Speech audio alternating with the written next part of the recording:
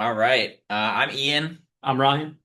We are excited for this Webinar. webinar. I know I am at least. This is Me some too. good content. There's a lot to dive into, so we're going to jump into it. On the front end, I'd like to just clarify a little bit that we are not going to give any type of investment tax or legal advice in this webinar. We're going to educate you to the best of our ability with all sorts of different tips and tricks and information on self-directed IRAs with checkbook control specifically for real estate investing. So hopefully you're going to get a lot out of this, but want to put that disclaimer on the front end and also mention our relationship with Madison Trust Company. So when we set up these checkbook IRAs, it's in conjunction with a Madison Trust IRA as well. And so we can talk more in depth on that as we go, but Yeah, let's kick it off. let's do it. So, to start us off, let's just set the stage. Most people, almost all people, like 95% of America is in a more conventional retirement account where either they're picking the stocks, bonds, mutual funds that they're investing in with their retirement funds, or they have an advisor doing so for them. In either case, if you've got expertise or opportunities available to you to make other types of investments to diversify outside of those traditional investment types, that's where the self-directed IRA is going to come into the picture.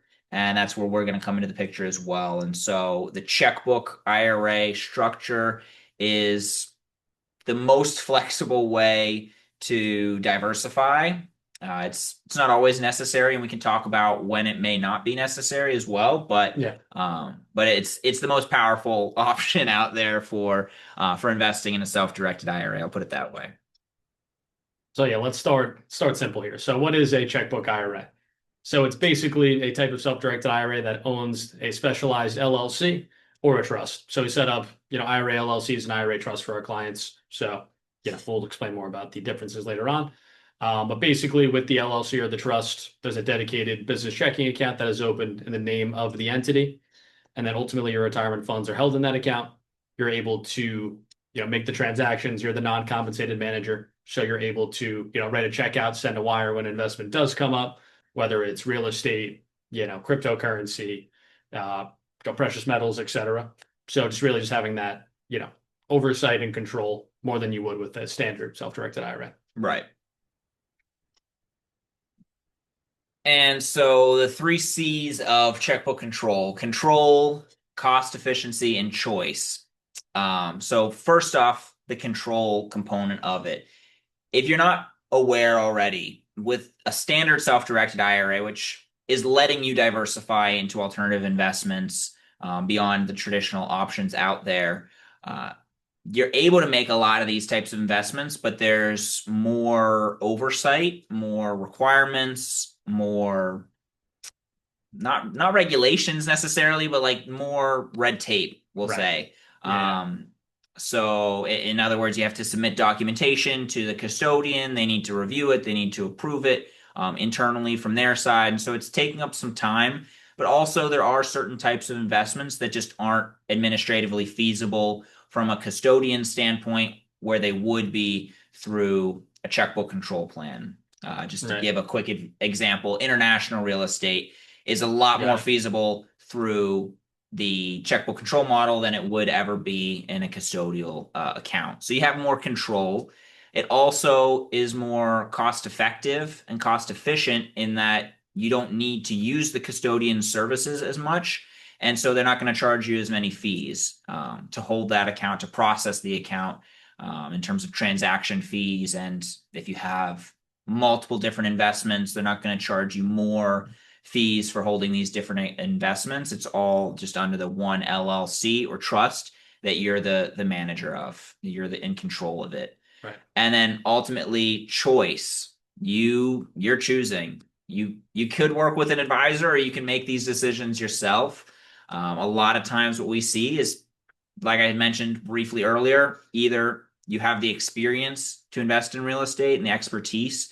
Maybe you're a realtor, maybe you've invested in real estate outside of a retirement account before, or you're connected with somebody who knows a lot about it and they can help you, or they have investment opportunities that you can hop into. In either case, you have that choice, you have that flexibility, and that's the beauty of checkbook control. Yeah.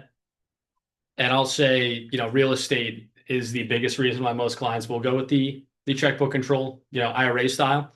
That's not required, but just for, the reasons that I'll mention here. But basically, first the need for speed.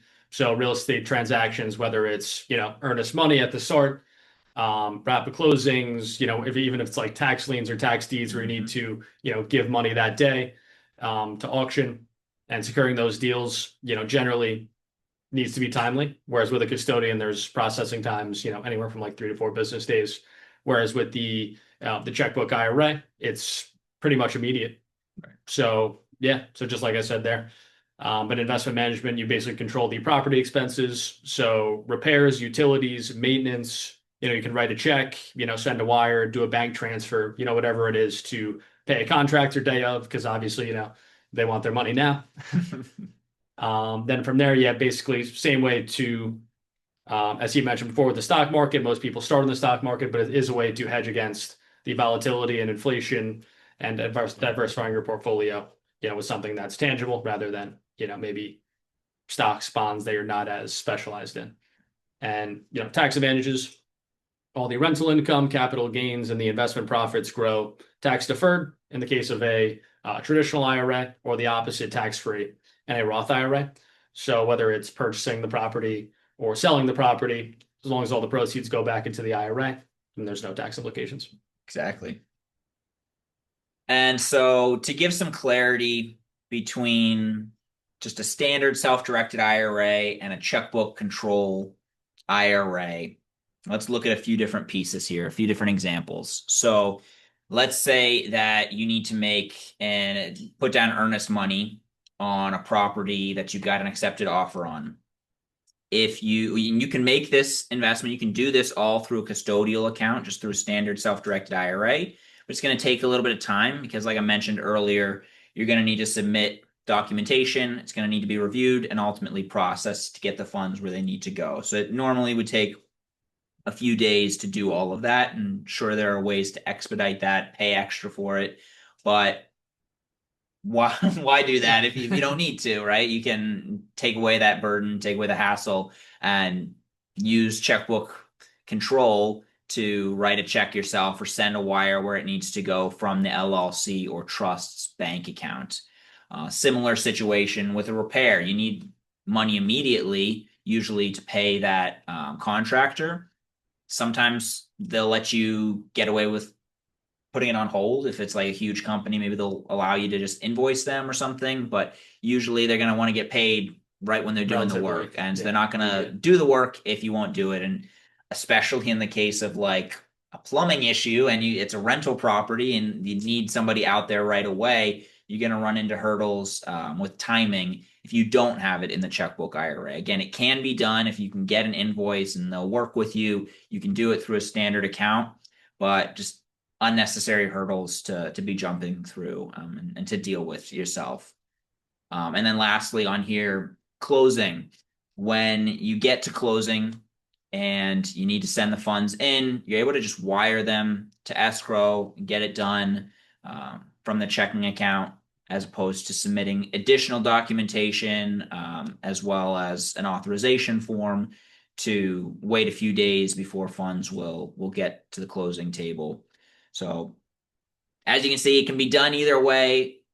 And sometimes it works with a standard account. I'll say if it's just a basic land purchase, Yes, I think you can get away with. I think I could definitely make a case for the standard self-directed IRA there. But if there's more to it, if it's especially if it's a short-term rental, yeah, or something to that even like a effect, flip or anything like that, something where you need access to funds, the right? checkbook IRA is the way to go. Right. When there's a lot of transactions, when there's necessary immediate transactions, even you mentioned tax liens, tax deeds, things like that, you're going to need immediate funding. You can't wait a few days in those instances. That's where checkbook control is going to be really necessary. Absolutely. Yeah, so crucial compliance here. So we'll go over prohibited transactions, briefly here. So basically your IRA must only benefit your future self, in retirement. And the same goes for yourself, a spouse, lineal ascendants and descendants, known as disqualified individuals, which you can see there in the bottom right. But parents, grandparents, children, grandchildren, all disqualified from your IRA. So it basically limits who your IRA can transact with. Not necessarily you can invest in. So possible examples include self-benefit. So hypothetically speaking, if the IRA owner lives in, vacations in, or uses the IRA on property, and this even counts technically if you even say just overnight, still counts as self-benefit. Same goes for personal financing. So personally guaranteeing any loan for the IRA's investment is not allowed. Only can be done through a non-recourse loan. Basically, non-recourse loan. All that really means if the loan defaults, they can only go after the property. So only can be that specialized loan for the self-directed IRA. And then same goes for personal expense payment. So any of those utilities, repairs, property taxes, any cost of doing business, if you will, for the real estate property, can't be paid personally. All has to come from the IRA. So obviously keep that in mind, when you're first opening an account and making, the checkbook IRA with us, just making sure you have, that buffer just in case. And then same thing with hiring disqualified persons. So yeah, again, sweat equity isn't possible. So like you said before, if when calling a plumber, you can't just go yourself technically to the property, have to hire out the work to someone that's non-disqualified. Um, so yeah, same goes for any type of work on the property, whether it's, plumbing, heating, HVAC, etc. Just has to be, outside at arm's length, if you will. Yeah. All right. And some tax considerations. I'll start and preface by saying most of the time, UBIT and UDFI are not going to apply, and the tax considerations are essentially non-existent other than the benefits with these types of accounts. But there are specific instances where you do need to look into this. And if it seems like it may apply, that's where you really want to talk to a tax professional to just get into the nitty gritty and crunch real numbers and talk through it. But the two different scenarios where UBIT could apply, it's unrelated business income tax, is when you are getting proceeds from an actively run business, or with UDFI, unrelated debt financed income, when you're generating income from something that used leverage. And so if you were getting financing on a property, say, I don't know, you put down 50% and you borrowed 50% from the bank, then potentially up to 50% of the income would be subject to this UDFI. And so UBIT's not really going to apply so much for real estate. It could in certain instances if it's considered a hotel type business. Yeah, I'll say if say it's a property, the business, that wouldn't be rental income, if that makes sense. Right. So not rental income. Maybe if you had like a restaurant, hotel Sure. style business where it's considered an active business, that's where UBIT applies. Exactly. Yeah, it's business income as opposed to rental income. I like that distinction. Right. It's more clear. With UDFI, that's usually where it would come into play, and it's only if you're getting financing. And even then, even if you do borrow 50% as I used for this example, and 50% of it could be subject to this UDFI tax, there's more to it. And that's where the tax professional is going to look at it and say, okay, well, let's try and offset as much of this as we can. And what I've seen just from other people is that in most cases, you're really able to offset most, if not all of it. Yeah. Obviously, that's not every situation, but things like depreciation, other expenses that come up that you can write off against that tax, that's just helping the case all the more. And again, that borrowed money is free money to the IRA. That's the idea, that the IRS thinks that they can tax your IRA for the interest earned on something that you didn't make a contribution to earn that money. You're borrowing it, and so they're going to take a piece of it if they can. But That's Yeah. that's a nutshell of the potential tax considerations here. Again, it usually doesn't apply, but if you think it might, tax professional is going to be able to navigate that with you. Yeah. So yeah, lastly, how to set up the IRA LLC. So basically, step one is opening and funding the self-directed IRA with our sister company, Madison Trust. We take calls from Madison and Broad Financial, so we can help on both sides of the coin there. Step two, Broad Financial will establish your LLC for the IRA. So that's basically, step two in this case, get that open. We file it with the state of your choice. Most clients choose their home state, but technically up to you.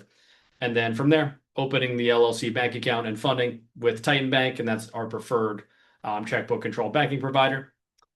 Realistically, just because they're familiar with the structure and the process of the self-directed IRA and us, makes it a seamless process than maybe another bigger bank that could be hit or miss depending on branch to branch. But yeah, and then lastly, once the LLC is funded and that bank account is funded, you're able to write checks out, send wires out, bank transfers, all at your leisure, your convenience. Day of, be able to make investments and then maintain those investments ongoing. Yeah. And you may have heard us mention trust, like LLC or trust, as we've been talking about all of this. So I want to just make it clear that there are two options. There's the IRA LLC, which is the most common option. It's usually the way that people will go. That's why we mostly talked about it here. There's also the IRA trust model, which is also checkbook control, also gives you that flexibility, the same flexibility as the LLC. It's really for people that are in high fee states. They more so would want to consider that to save on the ongoing costs of maintaining the LLC in those types of states. Yeah, next But example, California. exactly, yeah, California, Massachusetts, those are the two most expensive states to maintain an LLC. Otherwise, usually the LLC is going to be the way to go. If this is something that you're interested in, there's a lot of nuance to it. There's a lot of considerations to make. And we definitely did not go over everything. So if you want to reach out to Ryan or myself and hop on a call, Feel free. schedule some time, shoot us an email. We'd love to talk through your specific situation and see if it makes sense.